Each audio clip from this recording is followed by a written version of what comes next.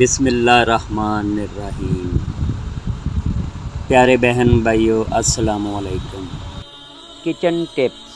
آلو کا مزیدار بھرتا بنانے کے لیے سب سے پہلے آلو بیک کریں، اس کے بعد اس کا چھلکا اتار کر تھوڑے سے دودھ اور مکھن میں اچھی طرح میش کرنے کے بعد حسب ذائقہ مسالے ڈال کر پکائیں، اس طرح ذائقہ مزید بہتر ہو جاتا ہے۔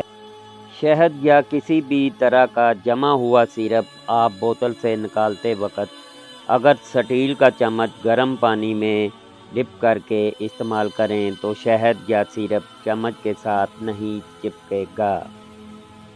پودینہ، ہرا دھنیا، کڑی پتہ اور سویا کو تازہ اور سبز رکھنے کے لیے اسے دھو کر اس کے پتے الگ کر لیں، قدرتی ہوا میں رکھ دیں۔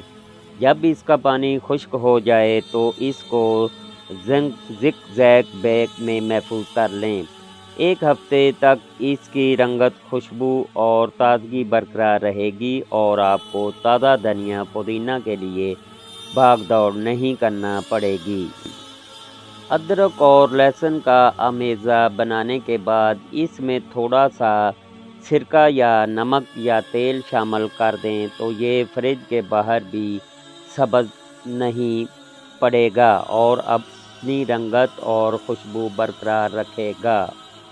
اگر دہی چولوں میں ڈالنا ہو تو اس میں پسا ہوا زیرہ اور کٹی ہوئی لال مرچ ملائیں۔ باربیکیو کے لیے اس میں ایک چٹکی اجوائن شامل کر لیں تو بہت مزیدار ہوگا۔ اس میں پسی ہوئی لال مرچ اور پسی ہوئی کالی مرچ شامل کر دیں یا پسا ہوا گرم مسالہ، اور آپ اس میں ادرک کا سفوف بھی شامل کر لیں تو یہ ہاضمے کے لیے مفید ہوگا۔ کٹی ہوئی لال مرچ، کٹا ہوا ارئی دانہ، پسا ہوا دھنیا، پسی ہوئی ہلدی، پسا ہوا کالا نمک ملا کے گھر میں بہترین چاٹ مسالہ تیار کریں۔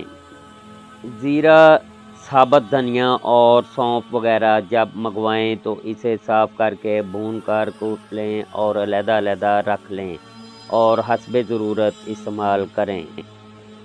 مسالہ جات کی ایک مناسب مقدار ہمہ وقت ہونا ضروری ہے، بالخصوص خشک اور ثابت مسالوں کی۔ انہیں حسب ضرورت پیس کر بھی رکھا جا سکتا ہے، جبکہ ہرے مسالے کو تازہ بتازہ منگایا جا سکتا ہے۔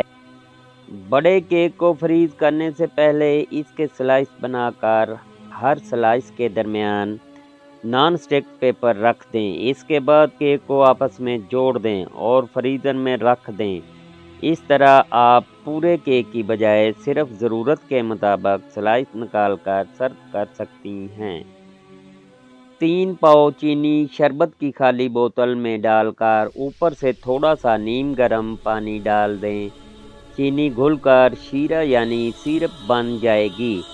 اب یہ بوتل احتیاط سے ڈھکن لگا کر فریج میں رکھ دیں۔ مہمانوں کی اچانک آمد پر آپ اسی سیرپ سے شربت یا شکنجی تیار کر سکتی ہیں۔ اگر یہ شیرہ آپ زیادہ دنوں تک محفوظ رکھنا چاہتی ہیں تو اس میں تھوڑا سا لیموں کا رس یا ٹاٹری بھی ملا دیں۔ یاد رہے، ایک بوتل کے لیے چٹکی بھر ٹاٹری کافی ہوگی۔